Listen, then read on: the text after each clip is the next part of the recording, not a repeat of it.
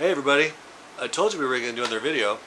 Let's talk FanX. But before we do, just wanted to say thanks for all those subscribes, likes, notifications, and posting questions in the comments. Can't happen without you. Love you guys. FanX 2022. Now, a couple things about this. First of all, there wasn't a 2020 event. 2020 event got canceled because of COVID, and then 2021. I was out recovering from back surgery. There was no way I was going to be able to be at that event. And I was 6 weeks done with surgery, but I was nowhere near healthy enough to be able to attend a big, big attendance event like that one was. But this year started a couple of projects at the beginning of the season that I wanted to have because I was going to FanX 2022. And I'm going to tell you, I made it. But I made it because of the help I had from family and friends. The fact that I just wasn't going to miss this event. I was starting to get really worried about being relevant. I got books I got to sell. I got people that come and see me there, and I love my fans. I love talking to my fans, my readers, my people. I love them. We're here to talk FanX, Salt Lake City, 2022. I had 3 panels. I had one table that had not nearly enough room. To my right was Michael Brent Collings, who was really out of space. To my left, we were able to, we actually had an empty table. And one of my editors and one of my best friends, J.C. Carter, working on his Shaolin Nun comic book. We had him set up on this little space at the end of my table, which wasn't very big to begin with, and then over the weekend we just kind of moved him over. He brought in his banner, and it was awesome. He was able to spread out, talk to people that came and looked for him after his own panels. That's critical. I mean, panels are one of the ways that you promote your work, other than just being out there on the floor with everyone else. Now you've got, an audience of people in a room. You and 6 other people are the only ones that are competing for their attention, and usually it's just back and forth, which is great.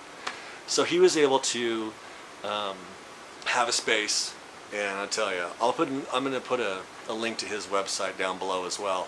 Shaolin Nun, J.C. Carter, one of my longtime friends and one of my editors. You should check it out, definitely. So we had our space, and to my right was Michael Brent, to my left was J.C. Michael Brent Collings, one of my heroes, actually. Don't tell him that. That's all I need. No, seriously, he's doing what I want to be doing. And one of the reasons I was considered myself fortunate to be next to him on that table row was because it helped reinvigorate my mojo. I'm all about creating an atmosphere of work, atmosphere for creativity, atmosphere of whatever you're doing. But sometimes you've just got to sit down and pound out some words. Or you got to sit down and you got to mark that page with red ink. You just have to put in the effort. And I've never seen anyone I've never interacted with on a regular basis at an event with someone that has the kind of fortitude and just overall professionalism that Michael Brent does. Johnny Worthen is another one I got a chance to spend some time with. Not as much as I normally would. I love hanging out with Johnny. But everyone was busy, I actually stayed at my table mostly. I didn't work the floor like I usually do. I mean, the most I got out, I think I saw part of it. I didn't even see the whole floor. I consider myself fortunate to have an opportunity to chit-chat for about 5 minutes with Todd McCaffrey. He's a great guy. And he gave me a few insights that, I think I'm still kind of trying to break them down in my head, but when I get there I'll share them with you. So I didn't get to see the floor. I didn't eat the food much because that stuff makes me sick. Up in the green room, the food there. Out in the vendors, the food there. Ooh, sent me home one year. One critical Saturday. My team carried on without me, but I'll tell you, I was sick as a dog. So, panels. Other than having a table there, signing books, selling, we sold sets of Gene Archer, which is great. Made table, of course, which was always one of the first goals. One of the first goals, but not the whole goal. And one of the goals this year, besides having a table and doing signings, was being seen, because I haven't been for the last 2 years. So I did some panels. I love panels. They make me very nervous until we're there, and then it's just like hanging out with a bunch of other nerds that all like the same thing that we're talking about. So I did 3 panels. I did a Tron panel, which was on Saturday. I did a Blade Runner panel on Thursday, and I did a horror and heavy metal and horror, one of the two of those, Thursday evening. And let me just start out. The Blade Runner panel blew my mind. I mean, I'm a fan. I'm a big fan. I've read a couple of the follow-up books. Of course, analyzed the movies to death on my own. You know, had some insights that others didn't have. But wow, what a group of people. Because we talk about everything from the conception of the story. I mean, it was just amazing. Good group. Hit on a couple of topics like whether or not Deckard is a simulant. You know, Nexus 6, I think, was what they were. The high-end ones were being called in the first Blade Runner film, and then of course you've got the follow-up film that came out more recently. Interesting because you can actually watch them back to back. I've done that a couple times. Just watch Blade Runner and then the second one. There's also an anime series, limited series anime, Blade Runner Black Lotus, which is quite good. They're also doing comic books now for it. So there's a lot to Blade Runner that we didn't touch on, but it was a fun panel. It was a fun panel. Now, the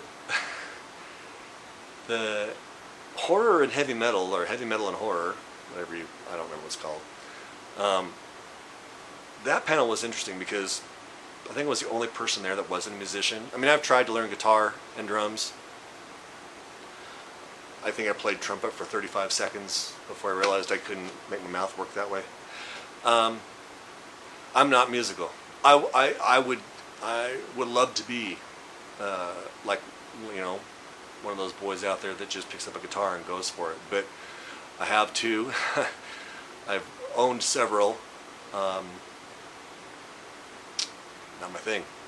But I listen to a lot of metal while I write, and I write horror, and I don't like silence. I struggle with, you know, for example, you may be wondering what the noise in the background is. I know it's tacky, but I have a fan going because it's hot, and the white noise helps me to focus. So I listen to music while I write or while I edit, and I thought I was going to get this, oh, that's cool, man. You know, listen to music while you're, you know, all that kind of, no, man. All I ever got, I was surprised, I got a lot of, doesn't that distract you? How can you write when you're listening to music? And I just explained it, you know, it's just like having a soundtrack playing in my head for whatever scene. I've literally gone looking for specific songs to help with the specific type of scene because I needed to get the energy flowing in my brain, you know, and really kind of, you know, ramp things up, and it works for me. I mean, it's just one of those things. I mean, writers have all sorts of different little things that they do. That's the thing that works for me. I love listening to music. And now I listen to everything. Like I said, I had it here earlier, but Iron Maiden's Senjutsu is one I've been listening to a lot. Oh, the other one that I've been listening to while I write. Warden Ogan's new CD is really, um, I mean, it's all over the place, and so it's great to listen to. And The God Machine by Blind Guardian. That's another one I listen to while I write. The music that I listen to while I write is so important to me that if you look in the back of, say, Star Riders, or I think it's the front of Star Riders, but the back of Gene Archer and Soul Chaser, you'll see a list of bands that I listened to while I wrote. You know, Rob Zombie and Hailstorm and Maiden and, you know, Queensryche, Bon Jovi, Night Ranger. I mean, anything from, you know, Nox Arcana, which is, you know, creepy, atmospheric, much easier paired with Midnight Syndicate. Those are good. To, you know, to Within Temptation and some of the, you know, cool female-led bands. You know, so it's important to me. It helps me to focus, and I was just real surprised. The panel went real well. Saw some videos that I really kind of think that are etched in my brain forever. Swore at the audience when I was quoting a band once. Yeah, it's just one of those panels. Things got a little weird. Sean, who ran the panel, was the moderator. He's awesome. Musician himself, and as a result, you know, all these people, they have these, you know, this is what I was listening to, this was my exposure to metal and all that kind of thing. We talked about, you know, where we were and what we were, how we were exposed to metal when we were younger, and I had the opportunity to kind of shine a light on something slightly different, because my introduction to metal down in Cali was in junior high, and it was t-shirt band art. T-shirts were amazing, and the kids wore them to school. I mean, I wouldn't wear them now. I mean, they're just not my thing, but they were amazing. Wasp, Iron Maiden, Ozzy, Black Sabbath, all this stuff. It was just Dio, hugely popular in the 9th grade, especially down there in about '86. Artwork was amazing on those shirts, and then of course posters and bands. And eventually I realized that the music that I was listening to was, you know, pop metal and that kind of stuff, and then I moved over into, I expanded my genre. I listened to everything from New Age jazz to, you know, black metal from the Netherlands, you know, depending on what I'm looking for as far as an emotional adrenaline rush kind of thing. But that went real well. You know, it was fun. It was a fun story to tell, and it was fun to kind of figure out where I fit in with everyone else on the group, being one of the only non-musicians there. And it seemed to, you know, seemed to fare well. Then I had Friday. I didn't have a panel. It was panel-free day, and I was all exhausted by the time we were done, because I did all table. Unless I had to eat or something, and I had to go to the green room to get away from the chaos for a minute. Yeah, all table on Friday. Had a lot of fun though, because I saw some friends from school that I haven't seen in 25 years. Saw Christy was able to bring a couple of her family members with friends, and she didn't work the table this year. She was missed by a lot of people, myself included, because we kind of realized, I mean, I tell you, I know how much, I have an inkling about how much work Christy puts into FanX and FearCon when we're able to do those. And she was missed because, man, my prep and everything for this year, I felt like I was just constantly running behind everyone else, trying to stay caught up with everything by myself. Ryan Thorne helped immensely. JC was there. Michael Brent was really encouraging. You know, we all just kind of pulled together and pulled for each other, and it was awesome. Sold some books, you know, and made some new friends. Lots of new friends. It was amazing. Reacquainted with some cousins that I haven't seen in 30 years that just happened to recognize my name. It was very odd, but it was cool. That's what the events are for. You know, you get out there, meet people, let people know that the event is going on, and let them come to it. I'm hoping we get a good that good kind of camaraderie at this Authorpalooza this week. So the final panel I had was Tron, and we talked about Tron. We talked about Tron Legacy. Really, I mean, you really get into it. It was fun because I'm going to post some photos, but there was a couple there that just looked absolutely amazing with their cosplay. The cosplay is always awesome, and if I'm smart and I haven't done it already, you're going to see some of my photos of the cosplayers at this year's FanX 2022, because it's amazing. But at the same time, sometimes you get one or two cosplayers where you just kind of go, okay, you just blew my mind. And the couple that was at the Tron panel blew my mind with their cosplay. It was awesome. Tron was one of those movies for me that was a defining thing in my life, and I don't remember relating the story of how I realized, because of the Tron paperback and also because of the Star Wars paperback, the one I remember specifically was reading the Tron paperback by Alan Dean Foster, the movie adaptation, to the point that the book fell apart over and over again. I couldn't, and I have seen the movie. I have it on VHS, I have it on regular DVD, and I have it on Blu-ray, and I've watched it so many times I can quote it to you. I know why the colors vary throughout the movie, the first film, and all this stuff. And it was really neat. It was really enjoyable to hang around with a couple hundred people and 5 people that were very knowledgeable about Tron for that hour. It was awesome. Probably one of my favorite panels I've ever done, and I've done enough of them to have a best to worst list, actually.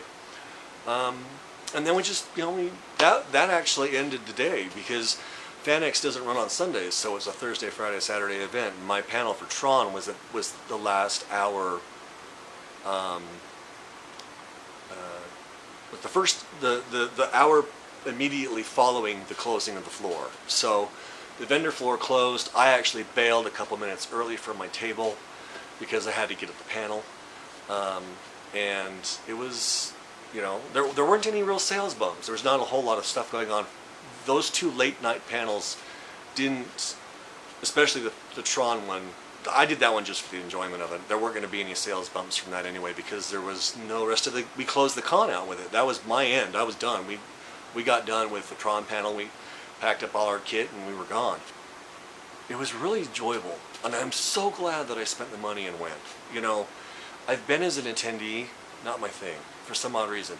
But when I go as with a table and some books and I'm reading, I'm not reading. They don't do readings at the events, but I'm doing panels, and I'm involved. Man, what a fun way to spend 3 days. Exhausting. My boss, bless his heart, of my day job, gave me the next Sunday. So I work Sundays generally, so Saturday night right into Sunday morning would have just been probably too much. But bless his heart, he let me move my day off to Sunday, and I worked that following Wednesday, which is my other trade day, and I got some much needed rest. But I'll tell you, it was a good event. It was a ton of fun. There were several people I didn't get to see that I would have loved to have had a chance to interact with. But man, for being gone for 2 years and coming back, I feel relevant again, which is, I know, kind of sounds weird, but it's publish or perish. And sometimes when you're doing things like, you're independently published and you're pushing your own thing, and you don't have a publicist, you're doing everything that you can on your own, some of the stuff gets forgotten. One of the things that's important, I feel, is staying in touch with your fan base, staying in touch with your people. Make new friends. Go out there, even if you don't do cosplay. Go to FanX. Go to FearCon, which we're not having this year, but hopefully they'll have one next year in Salt Lake. Go to these events. There's all sorts of different fan events. If you're not in my area of the world, You have the interwebs. Hit the net, find a fan event, and go to it. They're a lot of fun. You can make a lot of friends. You don't have to cosplay.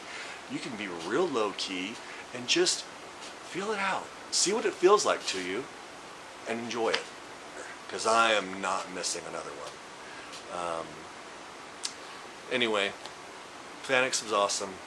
Enjoy the photos. I will be there again next year.